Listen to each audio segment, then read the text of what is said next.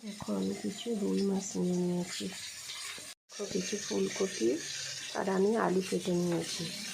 এই ফুলকপি আলু দিয়ে রুই মাছের ঝোল করব।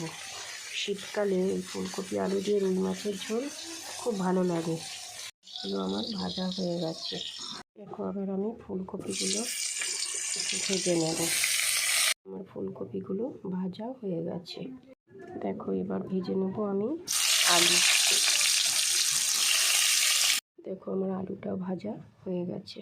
দেখো তেলটা গরম হয়ে গেছে। আমি ফোড়নের জন্য দিয়ে দেবো শুকনো লঙ্কা, গোটা জিরে, তেজপাতা আর দুটো আস্ত গরম মশলা,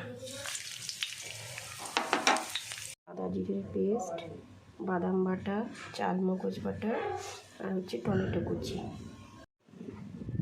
এবার আমি দিয়ে দিচ্ছি আদা পেস্ট। এবার আমি দিয়ে দিচ্ছি টমেটো কুচি। এবার দিয়ে দিচ্ছি বাদাম বাটা। এবার দিয়ে দিলাম চালমগজ বাটা। মশলাটা কষানো হয়ে গেছে। এবার আমি দিয়ে দেবো হলুদ, লবণ, একটু চিনি আর কাশ্মীরি লঙ্কার গুঁড়ো। এবার আমি দিয়ে দিচ্ছি ধনেপাতা কুচি। ভেজে রাখা আলুগুলোকে দিয়ে দিলাম।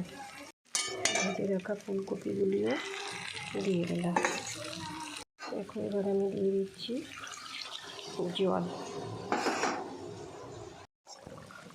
এবার মাছগুলোকে আমি ঝোলের মধ্যে দিয়ে দিলাম। মাছের ঝোলটা হয়ে গেছে আমার। এবার দিয়ে দিচ্ছি একটু গরম মশলা। লাগানোর আগে একটু ঘি দিয়ে দিলাম।